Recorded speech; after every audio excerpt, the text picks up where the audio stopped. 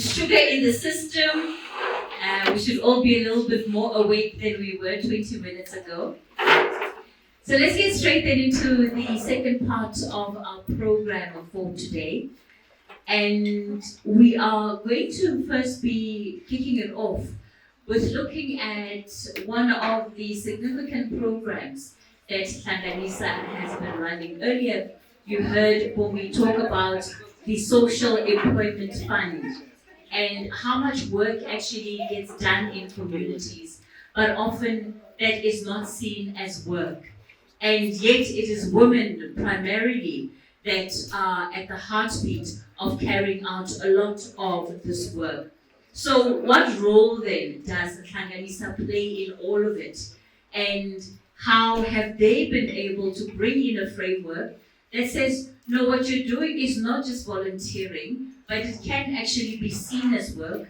And this is how we are going to formalize what is happening and also make sure that you get some level of recognition, accreditation for this work. Chiedza Chagutah is going to be coming to the stage and she'll help us unpack what we're about to see. So if we can please get into that video and then Chiedza will take the floor. So that's the Sisterhood Advocates and project that Hlanganisa has been implementing at a huge scale over the last 2 years. And perhaps let me just go a bit into detail in terms of the approach and how we got to the Sisterhood Advocates as a model. Hlanganisa, as you know, is an intermediary grant maker. A lot of the work that we do is supporting funding grassroots organizations across Southern Africa, and we've had a lot of experience in supporting community advice offices in particular who use paralegalism as a tool for accessing justice, particularly for poorer communities. And we leverage this experience to try and see how we can use local resources, which are local women from the communities that understand the context that survivors of violence are living in, but also those women being survivors of violence themselves. And so that is a powerful way of intervening in gender-based violence, because a lot of the times there's an othering. So when you get a service from a particular provider, whether it's a government service or whoever is providing the service, there's an othering. So it's like, this is what you experience. It's an experience that you have experienced, not that I haven't experienced. But with the Sisterhood Advocate model, what we sought to do is to then use that peer support mechanism, for women to just build solidarity amongst each other. And it's a good model. And I think, as we're conceptualizing, we realize that this is a model that can be implemented, but everyone has a good idea. And a good idea without the resources that you need will only be a good idea that's sitting in your computer, in your head, amongst your discussions in the office. We're very fortunate to be supported under the Social Employment Fund, and our colleague Jared is going to be speaking to what the Social Employment Fund really seeks to do, and so I will speak to the model. And so, as we started implementing that project in the or at scale, at the beginning we were going to train and employ 2,550 women as community-based paralegals. We also simultaneously started on a process evaluation, and we had a team that was supporting us, and it's very nice to have them in the room. And the team supported us to just look at different elements of the model to really test its efficacy. Audrey, if you could help me please with the next slide.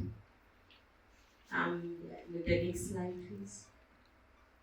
So we really sought to look at the efficacy of the project and just see whether it was relevant, whether the project was coherent, across the different locations, whether the project was effective, whether it would be a sustainable way of responding to gender-based violence, because part of the challenge in responding to gender-based violence in the different approaches that we're using is that a lot of the interventions may not be sustainable because of a lack of resources, but also because the model itself sometimes requires a lot more participation from different other stakeholders. And so the process evaluation was important to us, from that angle. If I could just ask you then to go to the one before that. So I want to speak to the context in which we've been implementing the sisterhood advocates model. So currently we are working in 38 sites, and those 38 sites support over 100 communities. Because, for example, we have an organization that's called the Tlabile Network Against Domestic Violence that's based in Brits. And the Tlabile is based in Brits, but they are supporting a combination of townships that are in a mining community, rural areas that are surrounding that community, but some urban areas as well in the Brits area. So Hlanganisa is one organization will be supporting 8 to 10 communities, and it's like that for the 38 sites in which we're working in. Our sites are across 4 provinces: Limpopo, Free State, Mpumalanga, and the Northwest. And in terms of where of the communities that we are supporting, 64% of them are in rural areas. So it means that the bulk of the work and the support is really in rural areas. And you see why, when we look at distances to various services in those communities. And part of what the Sisterhood Advocates model does is it brings the service to the people. A lot of the times when you're seeking support in response to gender-based violence, whether it's psychosocial support, whether it's legal advice or referral, you have to go to where the service is. You need to get a taxi or 2. And so what the Sisterhood Advocates model does is that the service is in the community. So it's literally right there and accessible. In a lot of these communities, you'd imagine that, there's a lot of services that are, the quality of services is not great. And it's really good that we have a lot of our partners in the room today. So, over lunch, if you want to ask some questions, I can point them out to you and they'll tell you for themselves. And I see Elsie's looking at me. And also because, the vast majority of the communities that we are supporting are in rural areas, we know that a lot of rural areas in South Africa, have very little economic activity, which is why the Social Employment Fund was a very strategic project to partner with in terms of this work, and just, the way that economic activity has increased in those communities, has been magnificent. It's been amazing. And there's just a lot of positive feedback that we get from the partners in terms of just the accompanying small businesses that have come out of the income that women have been able to access as a result of the Sisterhood Advocates project. And so I'll go back to the process evaluation now, and I think a lot of details in terms of what the model itself entails will come out as I speak to some of the findings of the that came out of the evaluation process. For us, a key element from that evaluation was the training, because we realized that women and Bongiwe and Lebu both spoke to the element of unpaid work. There's resources that are basically lying idle in communities which are women, and women are already providing each other forms of support. There's networks of support, whether through churches, through stockfields, through other circles of friendships and family networks within those communities. But a lot of the times they are not equipped with the right knowledge in terms of what the legislative framework provides, in terms of gender-based violence. So there's advice that's given that's not necessarily going to help the survivor in the long term, but also a survivor is left not knowing, what exactly are my options. It's like, this is what I must do, whether based on culture or faith, and which is not often, again, helpful. So training has been an important element of the project to build the capacity of women at a local level, because they already have those networks, and so they would use that knowledge in terms of implementing the model. And we looked at the implementation itself. So how is that support happening? Because across the different community advice offices that we are supporting, the contexts are so different, and so it means that sometimes implementation, we just have to match the context in which they are working.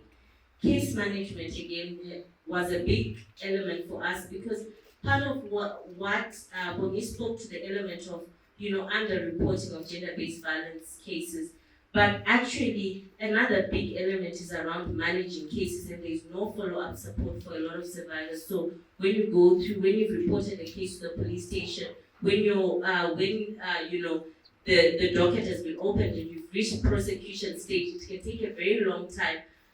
When you don't have that hand-holding support, which really is what sisterhood advocates do. Maybe let me pause for a few seconds and just say that, so all these pictures that you're seeing with the ladies in the pink bibs are actually sisterhood advocates. In fact, in some of the communities, because of the pink bibs, they call them abo pinky, which is, I think, an endearing term, because it's like, Pinky is my friend, I can trust Pinky. And some of them are actually stationed in schools, and they've really been, so integral in uncovering a lot of gender-based violence in those, in schools in particular. And I think I must, just really commend the work that our sisterhood advocates have been doing. So that follow-up support in managing cases, and going to check on a client, why they didn't turn up for court, whether they got the document, whether they submitted what needed to be submitted, was also something that we looked at. Access to justice and healing, because sometimes justice is looked at separately from healing, and I think healing has also been something that a key objective for us in how the SHARP model. When I say SHARP model, I'll be talking about the Sisterhood Advocates program. Economic empowerment, again, was a key element. Just local GBV referral pathways and strengthening stakeholder relationships is part of why, as you will see, that the Sisterhood Advocates is, our partners have really considered it to be a successful initiative. A lot of the work that we do in GBV sometimes is in isolation, and people always talk about silos, and part of what the Sisterhood Advocates project has been able to do is bring together stakeholders, different stakeholders. We've been very, very privileged that our communities say that the level of collaboration and cooperation from the Department of Social Development, from the police, from traditional leaders. So it's not like, it's their sisterhood advocates. So communities have taken ownership, and it's brought a level of cohesion in the community. We also looked at some challenges. So I've spoken to some of the findings in terms of just the issue of case management, for example. But I think what the Sisterhood Advocates project has been able to do is that we have seen an increase in reporting of GBV cases, because women are confident that there's someone that will walk me through the system. A lot of the times when someone just thinks about court or the police, and probably an experience that they've heard or that they themselves have gone through, decide not to report on a GBV case. The name Sisterhood Advocates itself has been one of the things that the evaluation report says worked. The element, just talking about sisterhood, a lot of survivors resonated with that and really took it on. Because we call them sisterhood advocates, we thought that it's the advocates that would stick. But so in a lot of the communities, they actually call them sisterhoods and not advocates, which is something that we thought was really interesting. I've spoken about collaboration. We know that, and I will speak to economic empowerment now. We know that one of the major drivers of gender-based violence in this country is actually economic vulnerability of women and financial dependence on their partners, particularly when it comes to intimate partner violence. And as much as the sisterhood advocates model has been responding to gender-based violence, there's been simultaneously, women have had access to income, which addresses again that driver of violence. Women are able to pay their own rent, they're able to go buy a shack for themselves, they're able to send their children to school. So in terms of economic activity, there's a lot more childcare that's available in the community because they are women, they are working women, where they would otherwise not have an employment opportunity in that community because opportunities are quite limited. As I round up, I noticed you can stay on the same slide. So I think, again, because a lot of sisterhood advocates are survivors themselves, there's a lot of solidarity, on the ground. And it's given women a level of confidence just in terms of what they can contribute. As active members that can make a meaningful contribution in their communities. And I think there's a lot of stakeholders that continuously recognize the work that they do, principals in schools, and these are sometimes women, and I'm looking again at one of the colleagues because there's women that have been sidelined and labeled, and it's an everyday experience for many women, but there's women who've actually come out of this, with their heads raised high, gone on to find other employment opportunities, better permanent opportunities, and it's something that the model has really done. What the evaluation found, in a nutshell, is actually that this model works. It's scalable. And I think that's what we are looking for in terms of innovations that can address gender-based violence. We have a few recommendations, but what was important was that the model works. Partnering with communities works. Grassroots interventions work. So I'll stop. Thank you so much, Chiedza. Sorry for putting you under pressure. Okay, on that note, I'm going to invite, for the final part of our program today, our panelists to please join me on stage. Let me welcome Togo Madongo. Togo is currently a researcher at the Southern Center for Inequality Studies, Wits University, managing the Public Economy Project, and using her master's in political theory, she's worked in climate justice, development cooperation, and public finance, focusing on health financing and gender responsive budgeting. Let's give her a round of applause as she comes up, please. Up next, I'm going to invite Advocate Brenda Madumise Pajibo. She's a lawyer by training and a gender activist by choice. She holds a degree in law and business administration. She's an advocate of the High Court. No, not all of it. She's an advocate of the High Court of South Africa and a certified mediator. And of course, throughout her career, she's always advocated for the rights of women and actively ensured that policy instruments are designed to address the perpetual and systemic discrimination against women. Let's give Advocate Brenda a round of applause as she comes up. And then Jared Prince. He's a chartered accountant with a strong commitment to talent development, strategic thinking, and giving back and business partnership. He's demonstrated financial acumen and people-focused leadership. He's currently a senior account manager with the Social Employment Fund at the IDC and focuses on creating work for the common good. Please, let's give Jared a round of applause. Can we get microphones to our panelists, please? And I'm going to ask some assistance just for somebody to please move this podium so that the other half of the room is not closed off to our conversation, please. I see there's another microphone here, yes.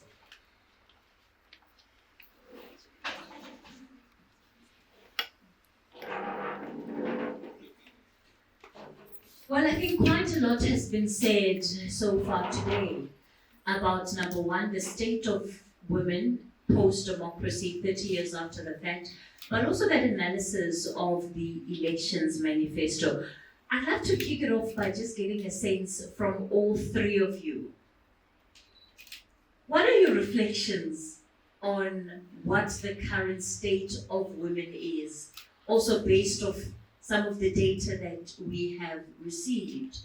And perhaps, are there things in particular that give you hope about the situation that we are in today? Togo?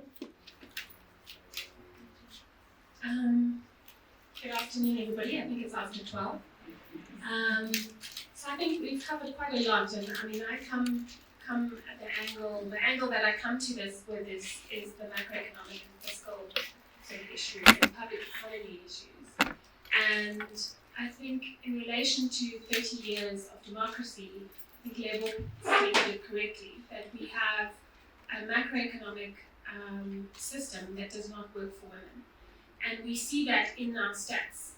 We see it in the number of women who are economically vulnerable, that are victims of gender-based violence and femicide, and are having to raise children in a context where there's deepening crises, multiple crises of poverty, inequality, and then climate change.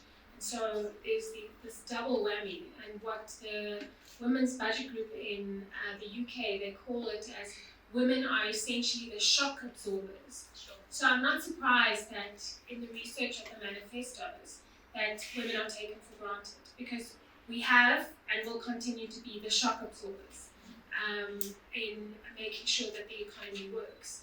And so what we have to do, and I think the discussion that we've had so far, is precisely making visible the work of women, be it underpaid, unpaid, the way in which our bodies physically take on this load of a deeply unequal society and a deeply violent society as well, and one that is violent both physically but also emotionally and so I'm very depressed. I don't have a lot of good to say, but the pockets of excellence that Hlanganisa the work of Hlanganisa has shown in terms of the sisterhood, those are bright pockets of where we need to start getting those incredible women to start engaging with issues of debt, issues of and both household and sovereign debt, issues of the budget. So understanding where the rands and cents are going is so critical, and they have the power to do that, and it is accessible. It can be done.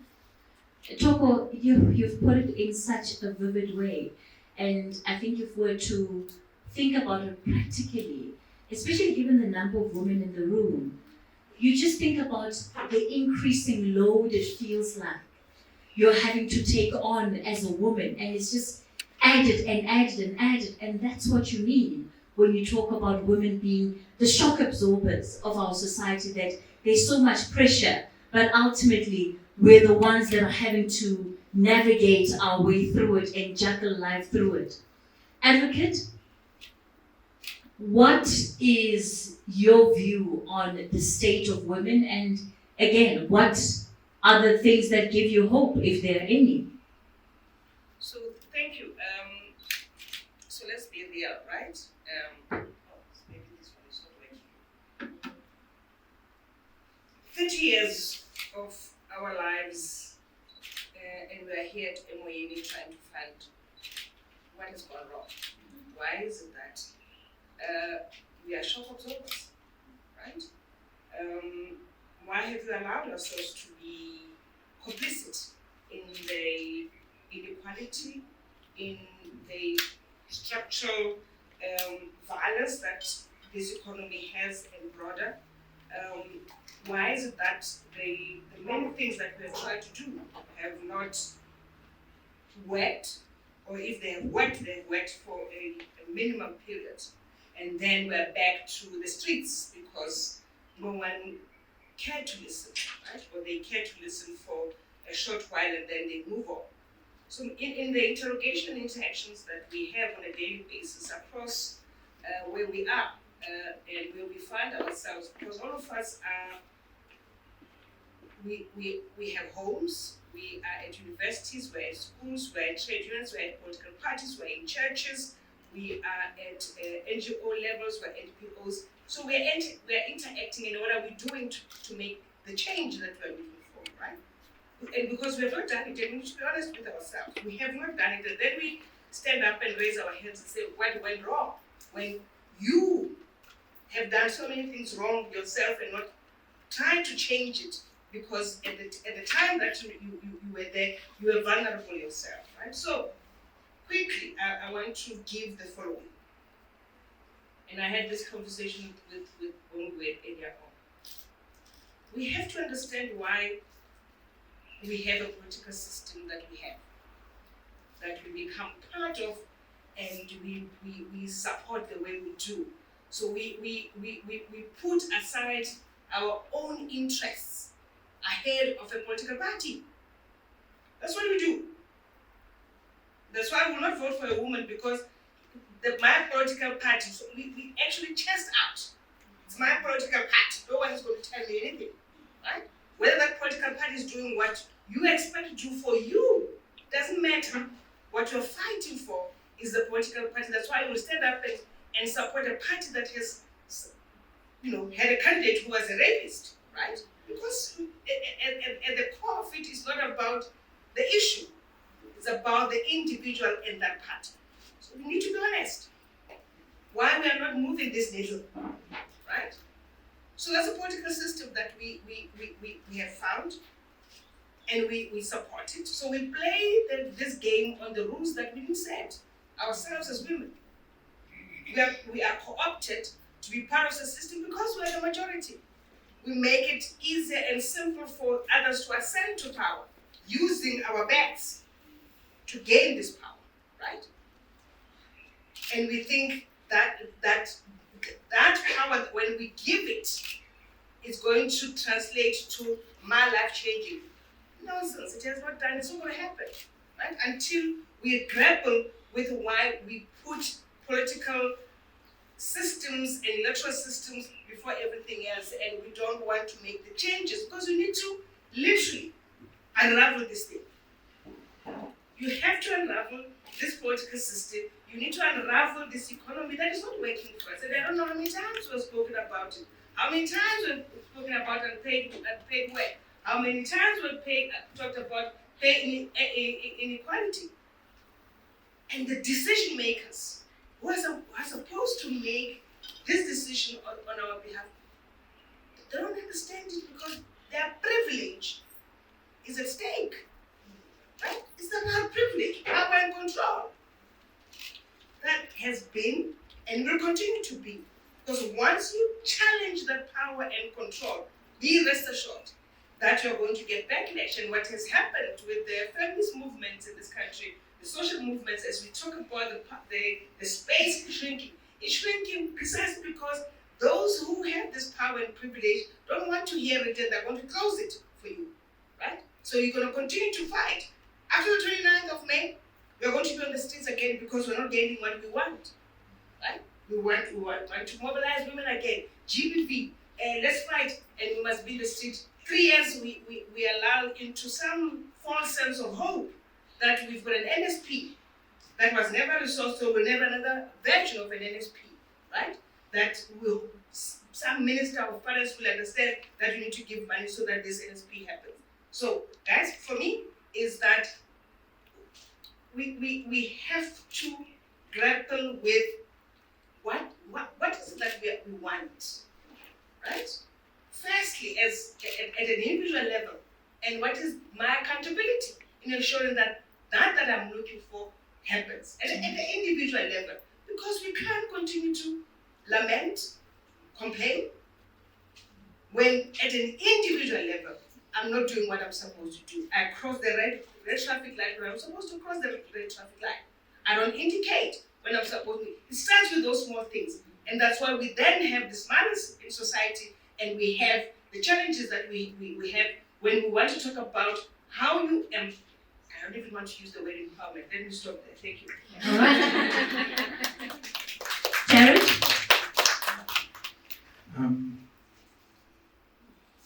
So I'm a man of stories. Stories are the things that impact me. And Bongiwe and Chiedza will tell you, when I took their last application to our investment committee, I said, give me a story, because that's where you can relate. A couple of my own views is, I lost my mom quite early on, and so Mother's Day is generally a difficult day, but on a Mother's Day, I'll go onto social media, and there'll definitely be one or two people, so it's actually Father's Day. On Father's Day, someone will post on social media, Happy Father's Day to the person who shaped me, and it'll be a picture of their mother. And that resonates with me because, women are the builders of communities.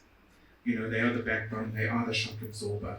In my mind, often when things get tough, where do people go? They want to go to their mom. And so, I think just with those stories and some of the things Chiedza said, and coming from a fun perspective, the things that resonate with me around Hlanganisa is there's a victim sitting alone in a police station.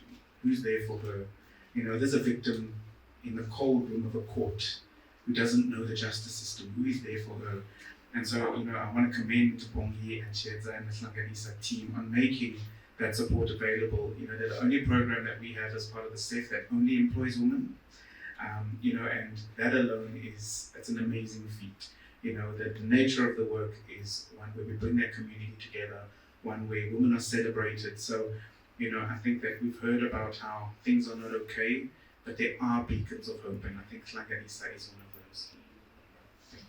Toko, this idea that women are not doing enough, perhaps in some instances, to liberate themselves, I think there's been an appreciation for the fact that, testing 1, 2, there's been an appreciation for the fact that the status of women is largely also systematic. So if we talk about a patriarchal system, then even the economies that are involved in that has to be understood from that lens. This expectation within that context that now we place on women to be the ones that do something to change their own experiences, to somehow pull themselves up by their own bootstraps. Is it a reasonable expectation? No, it is not a reasonable expectation. And I'm going to just throw a little bit of stats. So we often talk about how South Africa is the most unequal society in the world, but what are we actually saying when we say that? And I'm going to tell you what we're saying. So the top decile, so the 10% of the population is mostly white and male. That's a fact. So if you look around, the 10% of the richest people in this country, they are going to be white and they're going to be male. And they account for 10 times the share of national income as the bottom half of the population. So it's not just a subtle difference between this top half and it's massive.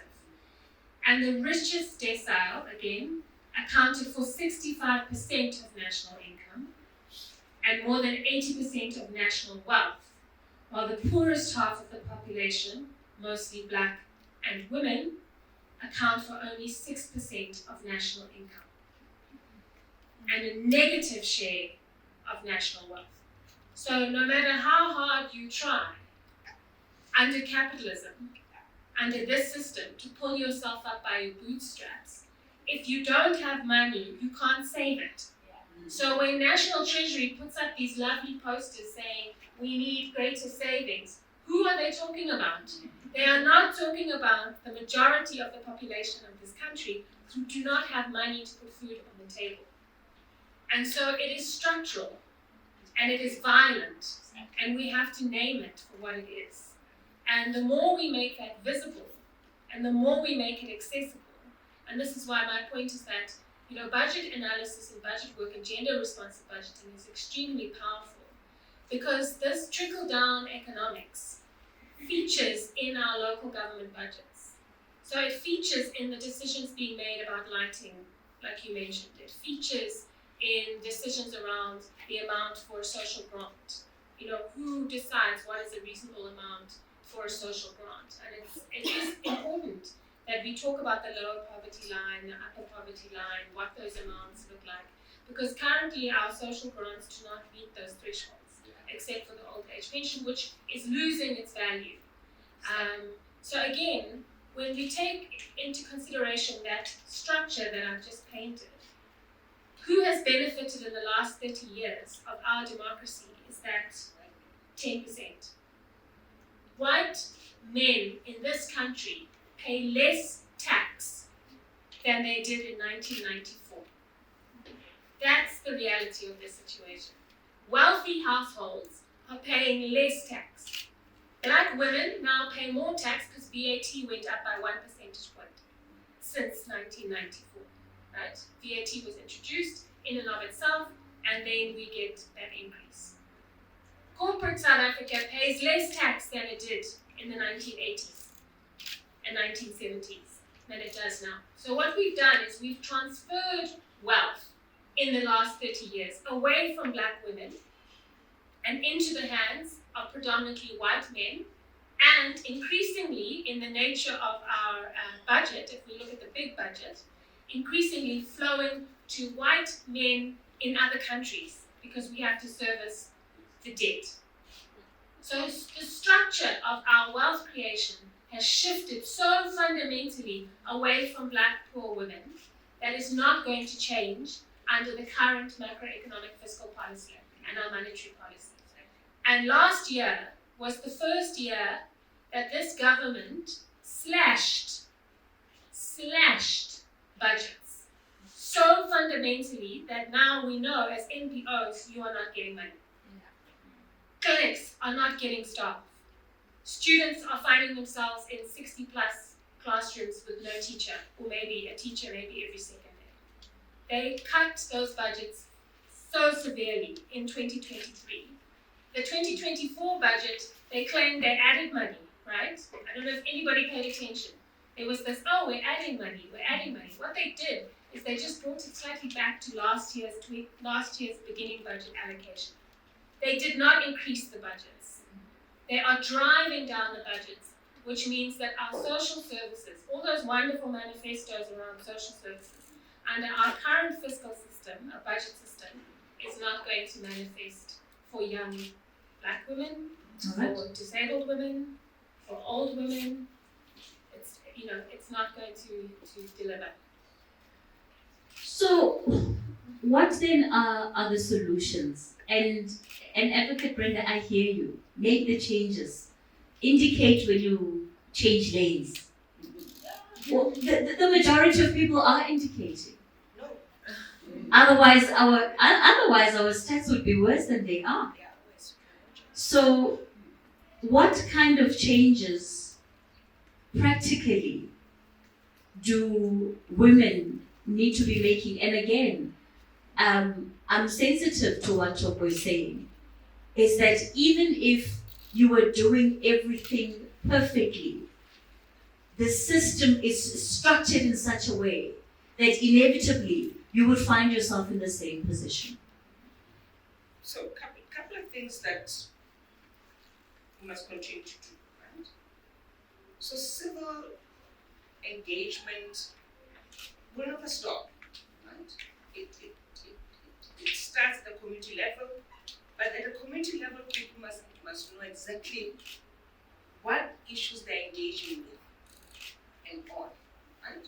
That's the first thing. Remember, this democracy is structured in such a way that it talks about public participation, right? We are told that we must participate at the local level. Bongi spoke about the IDPs. As we speak, most municipalities and metros are doing IDP rounds actually, because it's about how they're talking about integrated development planning, right?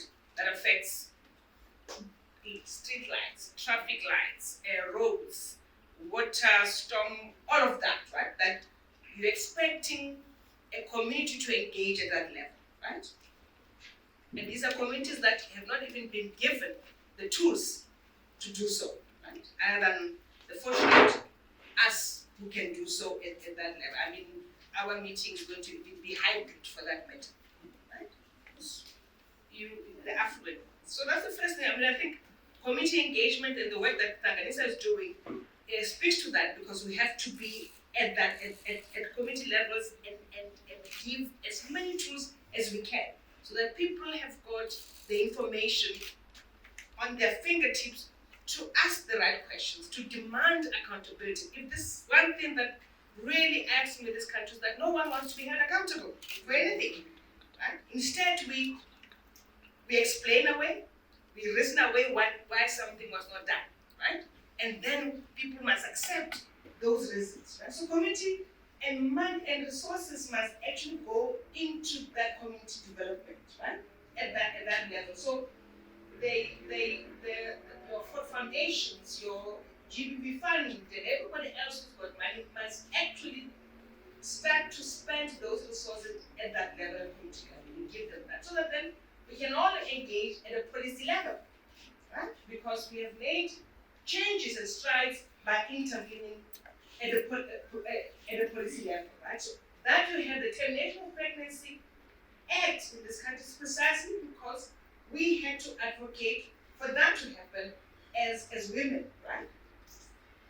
And I'll give you just to understand that. So when that bill came into being, I happened to be working at the ANC Women's League at the time, and we pushed for that termination of pregnancy bill in 1995-96.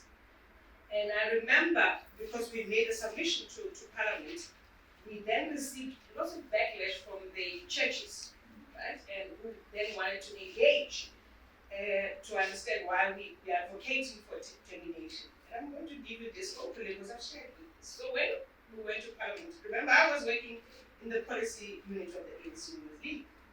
So when we went to Parliament, remember almost all my superiors who are the NEC of the Women's League are in Parliament. I'm going to be presenting our submission before the portfolio on health, right? Not a single one showed up, other than Kosi Sanosu, to give support to their own submission that is being presented. Right? But this is what you want to happen, right?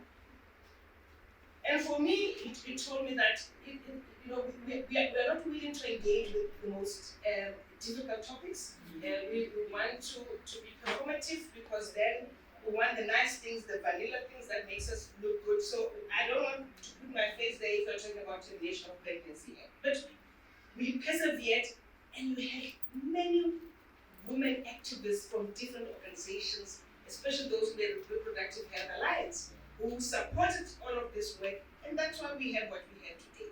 And that solidarity must continue, right?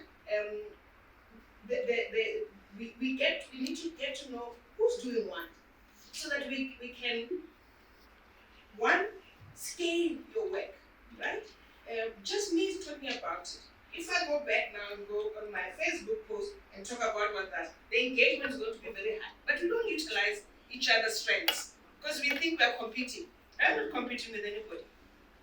My interest is to ensure that we get things going and moving, right? So that's and then the third thing is that the social, the movements that we talk about, we talk about a feminist movement in this country or women's movement, that must come up and remember a movement it rallies around a particular issue or issues. You don't have to agree. You don't have to come from the same political party. You don't have to come from the same trade union. But when we agree that we are taking this course on care work, all of us can rally around the cause, right? And we should do that. We should determine what is that we're going to be doing to get the results that we are looking for, right? Finally, you asked to the question whether is it a woman's responsibility only to fight for this? And the answer was no, and I agreed it's no, and that's why we were totally opposed to a women's ministry. Because what it has done is to literally put women's issues on the side. It will be sorted by women there in the corner, and we decide what we give them, right? Even when they tell you that we can't do this work with this kind of money that we give, we don't care. Because you determine the pattern how it should move. And you there in the corner as the women, sort the women out. Right? So we for me, the work that I'm going to be doing is to make sure that ministry is done away with. Because it's just taking us backwards. We thought, and Esther is here, she works for the and I said to her, I'm going to share with everyone so that they understand how that women's ministry came about. Because it's always important to have context. Sure. Yeah. You can find it here. Yeah. The ANC goes to conference in Bulwan. They come out with a resolution at that Bulwan conference that they must look at the feasibility of establishing a women's ministry. So that's the resolution. It reads as that. Feasibility of establishing the women's ministry. January, we get different organizations get invitations to meet at Parktown Hotel to talk about the women's ministry. Right? So we all go to the women's ministry. They're all political parties, different organizations, activists, we are all there. Yeah, but it's not about the feasibilities that the ministry will be established. Thinking, when did we decide that we established this thing? But for me, what was telling, and it became very clear that the women in the ANC had made the decision that this ministry must be established. It's when we walked out, one of the women who was senior in the ANC said, stop fighting against us establishing this ministry. We want jobs. Then I was done. Because I knew I don't have to waste my time sitting here. This thing was going to be established. And there was no thought process in how it's going to be structured and how is it going to be resourced. And that's why we have some of the challenges that we have. Thank you. Thank you for that, Advocate. And I guess perhaps the point that you're making there is that we have a ministry whose budget largely goes towards the staff and not much else. Jared, the issue of resources is a big one for not only Hlanganisa, but I think many other groups that are doing similar work in trying to achieve some level of social justice. You said, when they came to you, you told them, give me a story. And I guess it's one of the ways in which funders often need things out of organizations and NPOs that are just simply not things that NPOs are good at or even are their forte. What is it that practically you think organizations can and should be doing to, number one, speak to their own sustainability over the long term, but also I think when they come to you, you're a numbers guy, you want to know, yes, I hear you comforted her while she was crying, but I need practically to show what exactly is the impact of that kind of work. Thanks. And I think the nature of this work, so our fund is the Social Employment Fund. So maybe just explain a little bit about the fund. It is a government fund, so it does come from the fiscus. To date, we've allocated 2.4 billion rand towards creating employment opportunities. We've created about 120,000 employment opportunities across the country in a number of themes, and the recent budget allocated a further 1.1 billion rand towards the fund. The one thing about the fund is it will employ people, but the nature of the work needs to be work for the common good. The mind behind the fund is Dr. Kate Phillip, and she always says there's no shortage of good work that can be done.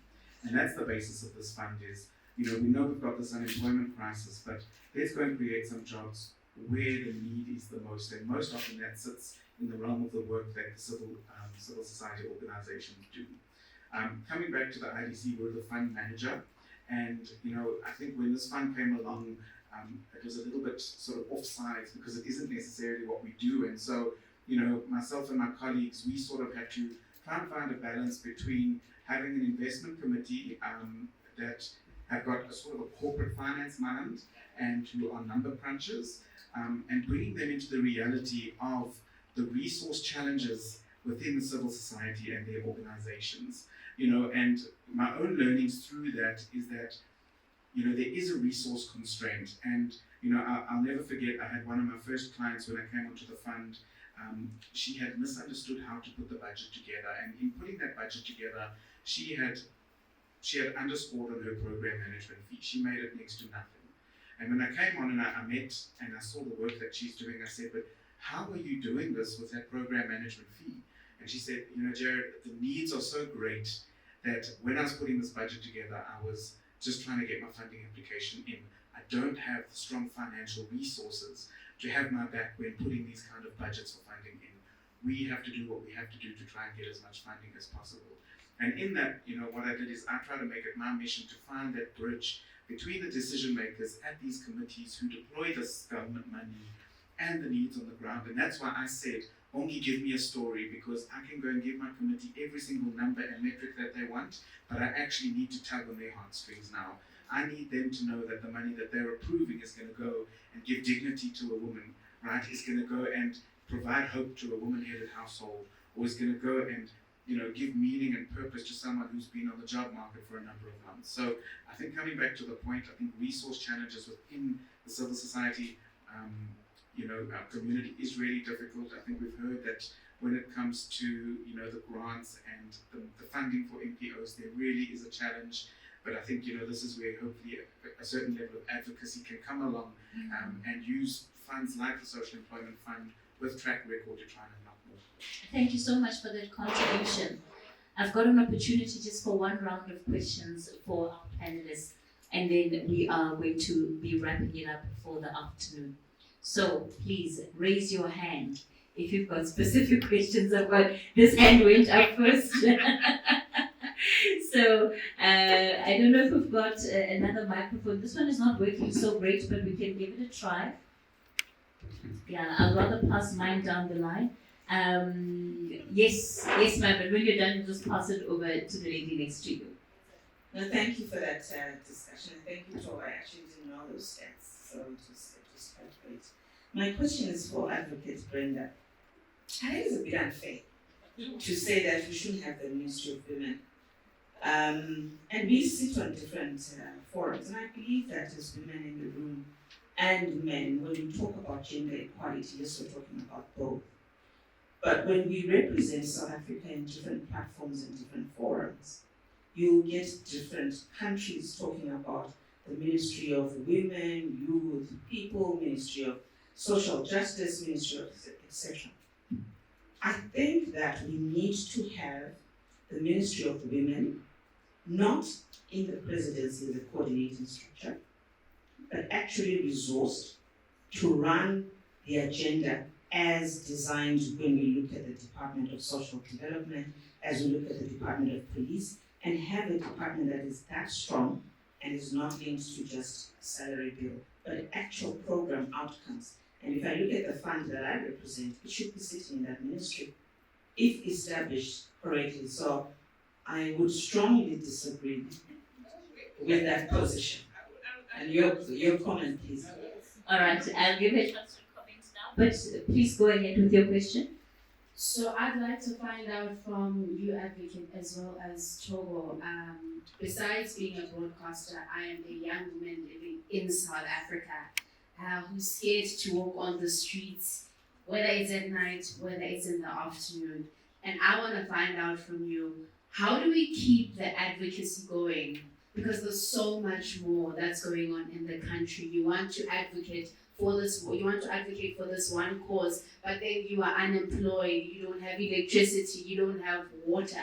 How do we keep the advocacy going? And I guess that question, in the midst of what is not just investment and donor fatigue, but also just a general fatigue when it comes to the issues, right? Because these days, young children being raped no longer makes headlines in the ways that it did. And yet it doesn't make it any less vile that it happens in our society. Yes. That's the woman of ministry knocking. And I'm going to disappoint you because I'm not going to talk about the women. I think that's your problem. I'm not mine. It's the women of this country's problem, and I think they need to engage and make a decision. knowing the challenges that, by the way, the meeting that Brenda referred to, she knows I was part of that, that conversation. I found the statistics given very fascinating.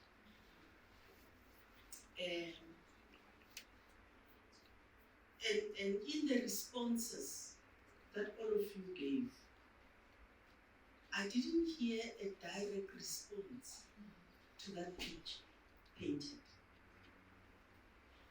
Because we know for one, and you said two critical things.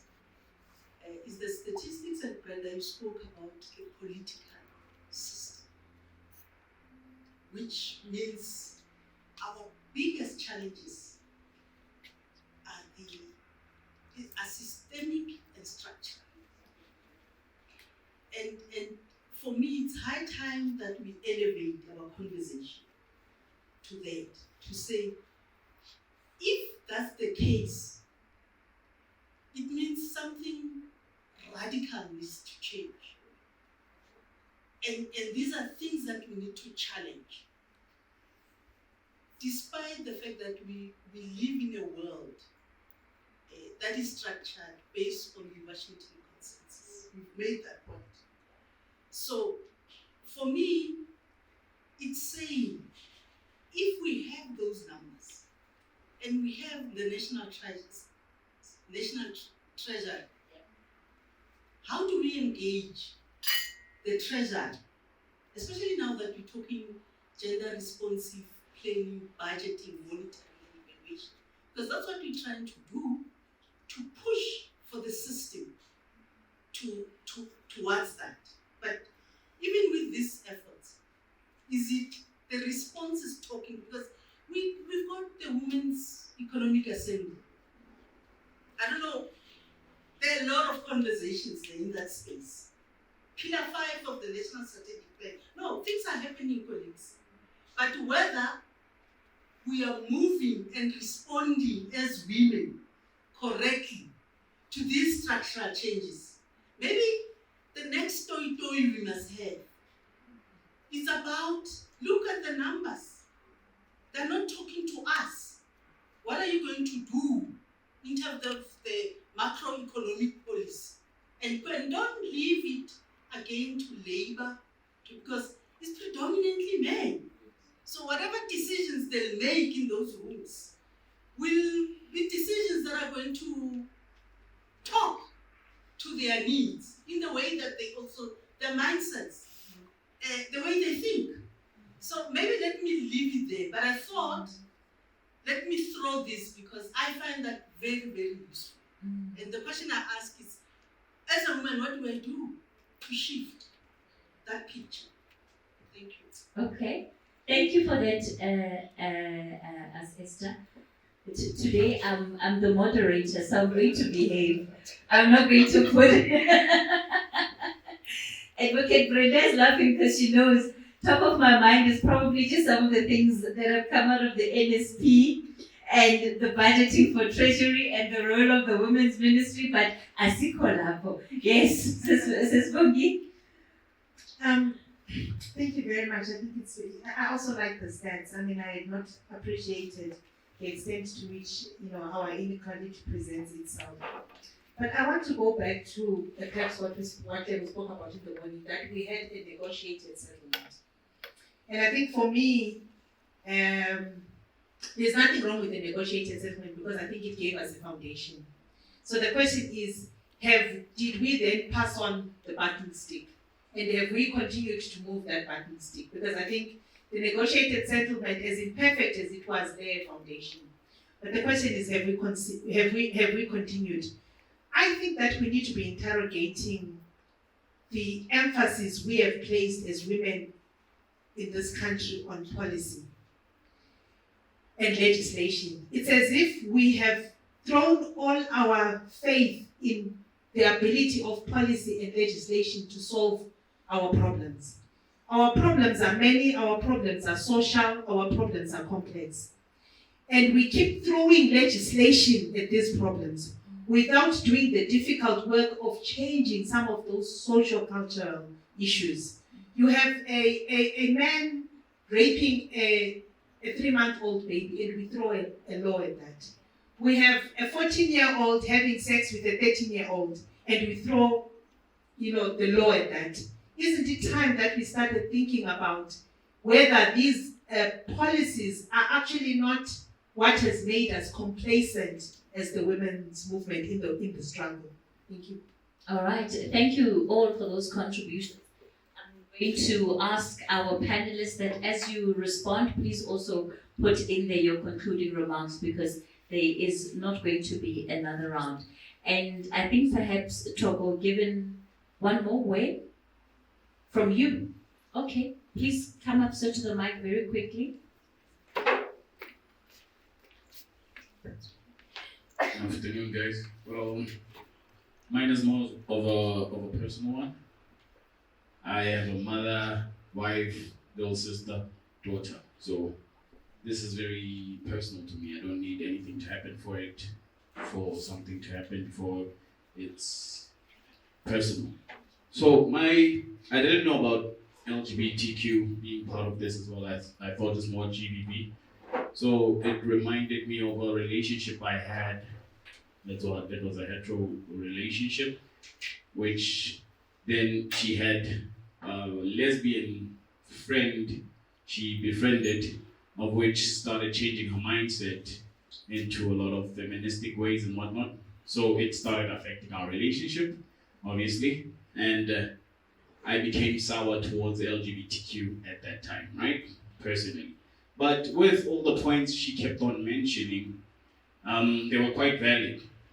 When you watch TV and whatnot, it was quite a very man-driven world. Everything, actually, you actually open your eyes to it, then you actually see this is actually a man's world, and everything is going that way, everything's going. So now, I have sons, right? I have 2 sons. In my mind, I'm thinking, for the future, how do we combat or how do we help our children? Because marriage as well, I saw as well, is quite a one-sided thing. Men, it's more of a man thing than a woman thing. That's why be submissive, this, that. And that's why I would guess so many divorces are happening, because women are no longer there. We're like, no man, I won't, and we still on that. So I'm asking as much, basically for up and coming kids and whatnot. How do we help guide them in a way that makes everyone equal in a sense over time, because we need to start here for the future to have well-conditioned boy kids. Yeah, that's a great question. Thank you so much. Thank you for that question. So I'm going to give our panelists an opportunity to respond. Can we please get the microphone back in the front? Let me quickly grab that. Here we go. We'll kick it off here with you, Togo. And an opportunity to respond to the questions. And I think for all those that found some of the statistics that Togo was reading insightful, this is not an advert, so please, if the cameras are rolling, do not necessarily put out the cover. But this book, it's called Fortunes, and it's by Ebi Domis, The Rise and Fall of Afrikaner Tycoons. If you want to give substance and more meaning to what Togo has read, that has said, this is absolutely the book to read, because it contextualizes what this wealth transfer she was talking about has meant. That post-democratic South Africa, despite its BEE policies, has produced more Afrikaans billionaires than even an apartheid system could. Togo? Yeah, and I think, these questions have been great, and I might not get to all of them. I think the one thing I wanted to raise, I'll start with the last point, which will feed into the question around what to do. I'm a firm believer that the personal is political and the political is personal. And so we don't have to actually do everything. That's why we come together in coalitions, we come together in sisterhood, and your interest might be climate change, their interest might be GBV. The question is, are we meeting enough climate change, GBV, economic justice, activists? Are we sharing what we know, what we learn? So I sit very firmly at the moment in the in the economic justice space, and so the question then to what is the alternative? And there are many alternatives. I mean, there's just one of the most important things we need to do at the moment is to lay bare the sheer lies that National Treasury puts out. They lie, bald-faced lies. And Jafekra, which was the latest bailout, that money, because they said they had no money. There was no money, that the country was bankrupt, and a whole bunch of organizations got together and said, nonsense, you're sitting on a bunch of money, loads of money. If you look at the balance sheet of this government, there is so much money. You are talking absolute nonsense. And it put them under such pressure that they used it. They used the Jafekra to deal with some of the fiscal issues this year. That meant that the cuts were not as bad. So we have to constantly call into question the Washington Consensus, which is now called the Wall Street Consensus, because of the nature of finance and the role of finance. And we can do that by sharing information, by talking about different types of taxation, different ways in which we deal with illicit financial flows, corruption, maladministration, all of that. But importantly, to protect and support public services, because that's essentially what the Wall Street Consensus, or the Washington Consensus is after. It's after public services. It's wanting to privatize the public. And so we see the increasing encroachment in the privatization of schools, of security. We've taken for granted in this country. For many wealthy middle class South Africans just think, security is, you pay for security. No, you don't. It should be a public service. And that's why social employment programs, and I mean, I'm amazed that your budget was protected, are so critical to this. So we need to support publicly provided employment programs, and we need to support a universal basic income that cuts across, so that we don't have means testing, you don't have to prove that you're poor and indigent, which is so undignifying. The Human Rights Council said, Human Rights Commission said that was an undignified thing that people need to do, to go and say, look, I'm so poor, you have to provide me free water. Nonsense. We need universal basic services, and we need a universal basic income. It's shown that putting money into people's pockets generates, as you've seen in the SHARP project, economic activity and economic empowerment. And under a gender-responsive budgeting and planning and auditing process, the current budget that gets tabled would not pass the muster of that system, because it's regressive. What's happening is regressive. We are rolling back on many of the constitutional commitments. So yeah, just to say that there are some great campaigns. So support the big campaign, the basic income grant campaign. It's critical. Support the tax campaigns that are out there around transforming tax. And then of course clamping down on the illicit financial flows. All right, thank you, Toko. Advocate Brenda. I'm not going to respond directly to the question around the women's ministry. I mean, and I think Esther answered it in a different way, right? The truth of the matter is that you have a women's ministry that has been ghettoized. Because it's serving a particular purpose.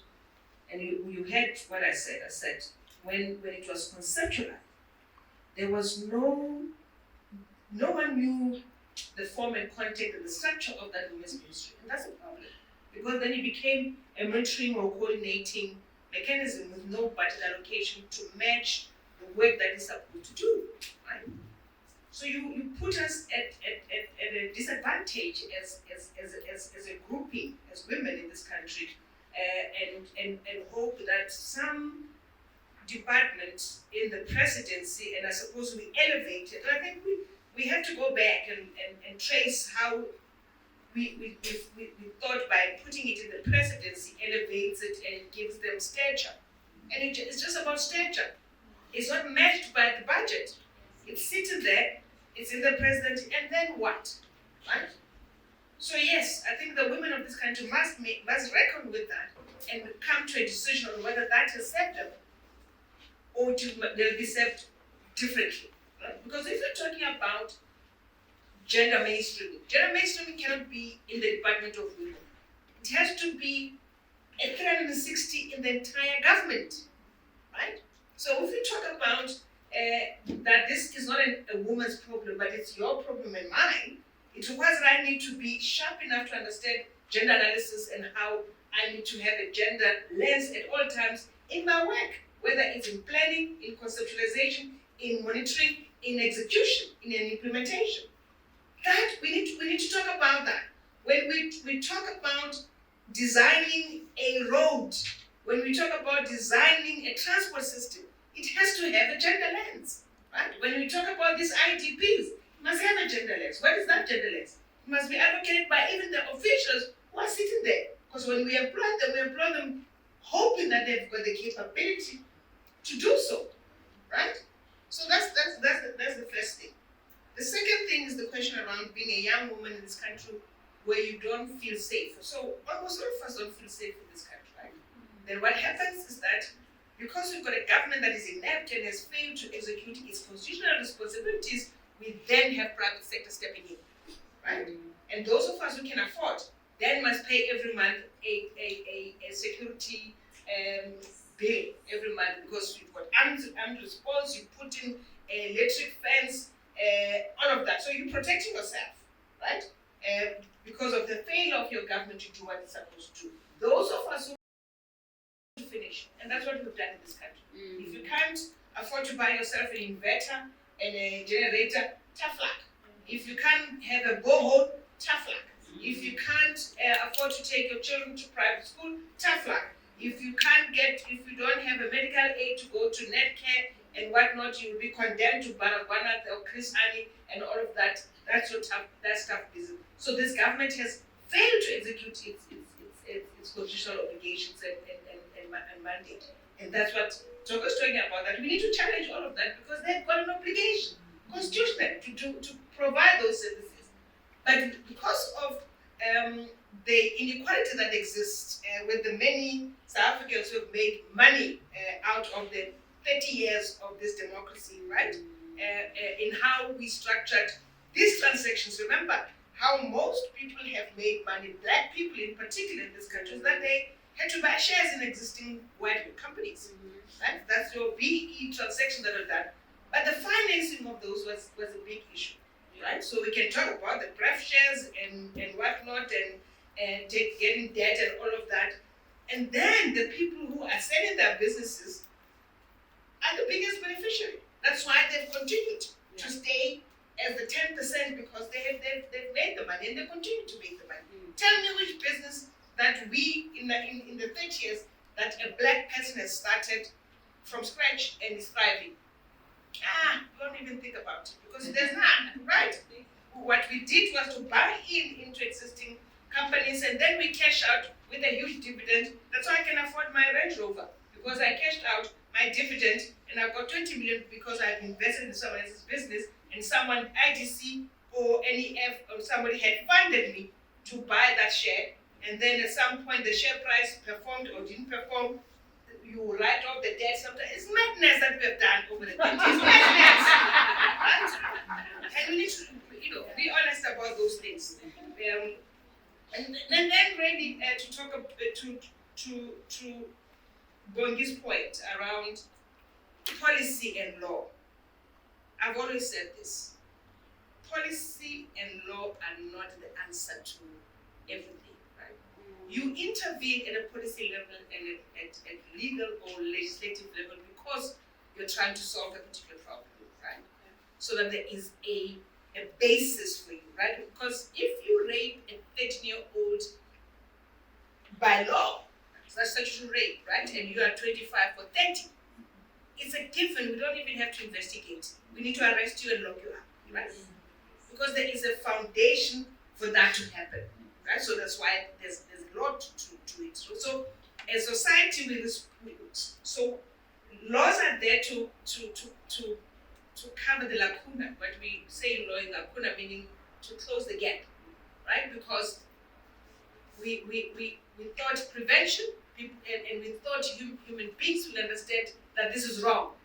I don't have to do it. But human beings are such that they want to push the envelope. They want to test whether they will be taken to task or not. So then you need the law to ensure that once they cross the line, because human beings cross the line, that there is something that must be done to protect society from that behavior, right? And that's why you have policy and legislation. I just know the answer to everything is because it comes to you again as an individual. When you know that something is wrong, almost all of you read the Bible. Thou shalt not steal, and then you still steal, right? So then you need to have a mechanism that assists when society, the contra mores, and now I'm speaking Latin, right? The mores, the morality is then tested by individuals.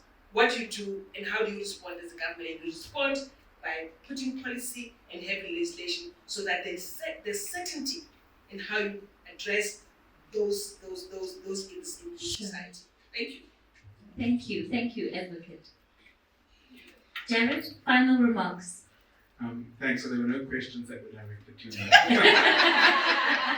I think, This is the good part to say. All I have to say is that we will continue to partner with Hlanganisa. But that's all we need from you, Jared.